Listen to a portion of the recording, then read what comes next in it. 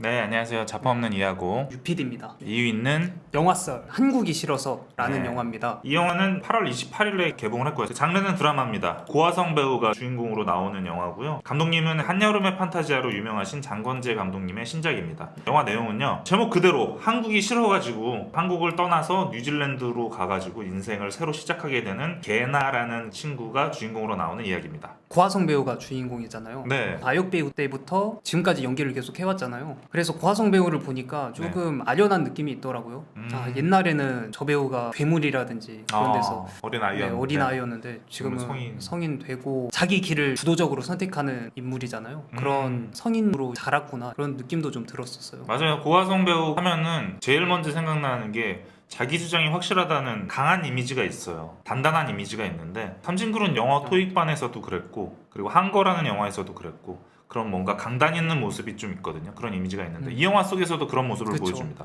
굉장히 자기 주장이 확실하고 강하고 잘못된 건 잘못됐다고 확실하게 말을 하는 그런 캐릭터라서요. 특히나 여성분들이 이런 캐릭터 되게 좋아하실 것 같아요. 제가 여자라도 너무 멋있다 이런 생각이 들 것 같고요. 장건재 감독 네. 작품이 오랜만에 나왔나요? 그쵸? 오랜만에 나왔죠. 왜냐면은 한여름의 판타지가 굉장히 오래됐거든요. 영화가 13년인가? 2010년대 중반 정도로 기억하는데 프로필을 보면은 5시부터 맞아. 7시까지 저게 있었구나. 이 영화가 있어요. 네. 근데 사실 저 영화도 제가 전에 방송에서 외국 영화 제목 따라하는 거 싫어한다고 말씀드렸는데 저것도 외국 영화 제목 따라한 거예요. 약간 프랑스 영화 네, 그거를 약간 변형시켜서 한 건데 제가 기억하는 거는 한여름의 판타지아네요. 독립영화 쪽에서는 한여름밤의 판타지아라는 한여름밤의 판타지아라는 여름밤의 꿈 구직한 영화를 이미 내셨기 때문에 어느 정도 네임밸류는 있으신 분이죠. 네, 그쵸. 근데 이 영화를 저는 처음에 보기 전에는 독립영화인가?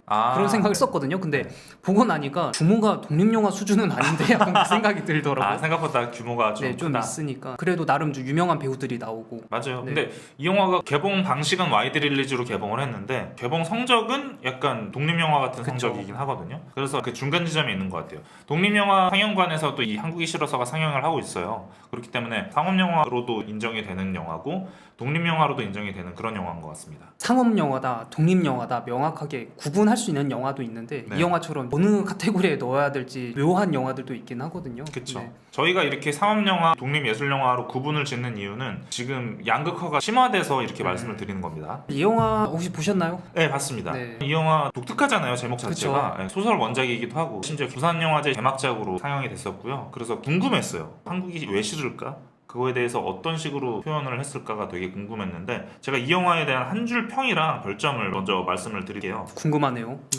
몇 점 주셨을지. 일단은 이 영화의 별점은 3개 반입니다. 3개 반이고요. 영화에 대한 한 줄 평은요. 포괄적인 동기로 출발해서 제자리 걸음 후에 명확한 이유로 재출발한다. 이렇게 적었거든요. 근데 사실 이 영화가 출발은 너무 좋았거든요. 근데 이제 후반부가 조금 뭔가 더 큰 기대를 제가 했던 것 같은데 그런 식의 느낌으로 마무리된다는 생각은 안 들어가지고 영화평을 그렇게 썼고요. 한국이 싫어서 나가는 이유가 포괄적인 동기라고 제가 말씀드렸는데 그 이유가 딱 한 가지 이유만은 아니에요. 그렇죠. 여러 가지. 네, 여러 가지 이유가 있고 그 중에서도 사회생활에 대한 부분이 굉장히 크게 나오긴 하죠. 사회생활, 가족 문제, 네, 가족 문제도 뭐 연애 있고. 문제도 있고. 예, 연애 문제도 있고요.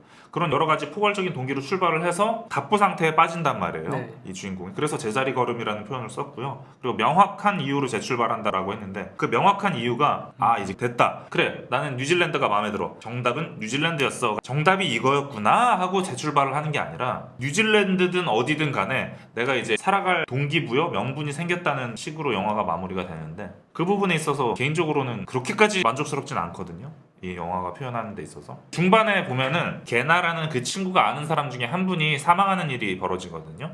그 사망한 사람과 어느 정도 약간 친분이 있었어요. 개인적으로 식사도 할 정도로 친분이 있었는데 그 친구가 약간 영화가 되게 판타지스럽게 중간에 잠깐 나왔다가 다시 원래 그래요? 현실로 돌아가는 장면이 있는데 그 장면이 되게 인상적이긴 하거든요. 근데 이 영화에서 표현되는 것들이 보면은 정답을 내리지 않고 애매모호하게 표현되는 부분은 장점이긴 해요. 개인적으로는 그런 영화를 좋아하긴 편이라서요. 근데 보면은 이 영화의 어떤 특정한 사건이라던가 이런 것들을 두루뭉술하게 넘어간다는 느낌이 있거든요. 그래서 이게 두루뭉술하게 넘어갈 문제인가? 라는 좀 의아하게 되는 그런 부분들이 있어서 그런 부분은 좀 아쉽게 느껴졌습니다. 유피디님은 보셨나요? 이 네, 영화? 저도 봤고 네. 사실 제목이 한국이 싫어서잖아요. 네. 딱 자극적이어가지고 이게 자극적인 것도 네. 좋아하시죠? 제목이 확 눈에 띄기는 하잖아요. 네. 약간 좀 한국을 고발하는 그런 내용일까 싶었거든요. 뭐 헬조선이다 뭐 그런 얘기가 많잖아요. 그쵸. 뭐 어느 순간부터 한국 사회가 좀 조롱의 대상이 되지 않았나 싶어요. 특히 뭐 젊은 층 중심으로 해서 MZ는 다 그래 막 이런 말들 있잖아요. 네. 그런 것들 안 좋은 인식으로 그렇게 포장해서 묶어서 얘기하는 게 있긴 하죠. 한국 사회가 지닌 문제점이 분명히 있고 그거를 네. 비판을 하는 입장들이 많잖아요. 그런 시선이나 비판들이 많으니까 아무래도 당연히 이제 영화로도 녹여들고 있다고 생각을 해요. 영화는 두 파트로 좀 갈라지는 것 같아요. 네. 한국이랑 뉴질랜드잖아요. 네, 배경이. 그렇죠. 그래서 네. 한국에서의 게나라는 인물의 인생은 집중이 잘 됐었거든요. 왜냐면은 게나라는 인물이 직접 내레이션을 하잖아요. 자기 그쵸. 입장을 1인칭 시점으로 얘기를 하는데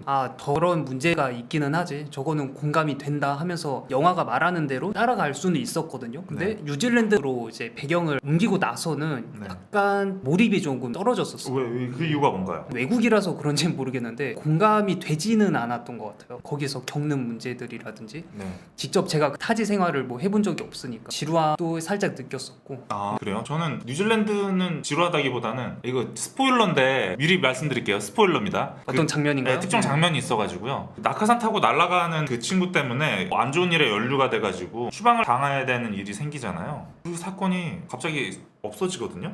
추측으로는 같이 친하게 지냈던 그 친구가 같이 지내자 해가지고 그러면은 그 추방 문제가 해결되니까 그 친구 따라갔다가 결국 그 추방 문제를 해결하고 다시 한국으로 왔다가 뉴질랜드로 떠나는 건가? 그렇게 제가 해석을 했거든요. 그 부분이 정말 애매모호하게 그냥 넘어가 버려요. 그럴 거면은 왜 그렇게 큰 사건이라는 설정을 넣었는지 라는 부분이 좀 의아하게 느껴졌거든요. 네, 저도 보면서도 사실 몰입이 좀 잘 안 됐던 것 중에서 말씀하셨던 게 좀 작용이 많이 컸기도 했었어요. 너무 쉽게 넘어가 버리는 게 많고 사건과 사건 사이에 생략이 많아요. 왜 공백이 느껴지지? 저기서 그것 때문에 몰입이 좀 깨졌던 것 같아요. 이게 소설이 원작이잖아요. 네. 소설에서 그런 식으로 서술을 해서인지는 모르겠는데 그거는 좀 많이 아쉽더라고요. 영화에서. 그런 부분들은 좀 아쉬웠고 한국의 사회에 있어서 그런 불만들이나 부당한 대우 이런 것들에 있어서는 공감되는 요소가 많이 있긴 하죠. 뉴질랜드에서도 그런 부분들이 많이 나올 줄 알았는데 생각보다 적게 나왔고 그냥 무난하게 뉴질랜드에서 일하고 있구나 정도만 나와서 이 영화를 교훈적으로 정의를 내리자면은 그냥 한국 떠나서 뉴질랜드 가야 되는 거 아닌가? 진짜 뉴질랜드 가고 싶어질 것 같아요. 네. 영화 보면. 그런 생각이 들 수밖에 없는데 근데 문제는 이 영화는 그걸 말하는 네. 영화는 아닌 것 같거든요. 그 뉴질랜드라는 아메리칸 드림처럼 그쵸. 그런 거 가지고 네. 간 건데 네. 거기서도 사실 힘든 건 매한가지다. 거기에서의 나름대로 또 힘든 점이 있다라는 걸 얘기를 하기는 해요. 이 영화에서. 그쵸. 한국에서의 인생이랑 비교를 했을 때는 저 정도면은 욜로 라이프인데 약간 그렇게 느껴지는 장면들도 좀 있어요. 그런 식으로 묘사하는 부분도 있고 이 영화가 얘기하려는 주제나 방향성이랑 맞는 걸까? 뉴질랜드의 그 장면들이 좀 그런 생각이 들었죠. 근데 이 영화가 저희가 방금 비판적인 부분을 말씀을 드렸는데 장점은 또 많은 영화입니다. 영화의 엔딩을 보면은 제가 초반에 말씀드렸던 것처럼 확실하게 뭔가 정립을 하고 앞으로 전진해 나가는 그런 느낌이 있긴 네. 있거든요. 그래서 취업이라던가 인생에 있어서 좀 고민이 많으신 분들은 이 영화 보시면은 나름 고민이 어느 정도 해소됐다라는 느낌은 받으실 수 있을 겁니다. 여러모로 장점도 있고 단점도 네. 있는 그런 영화였던 것 같아요.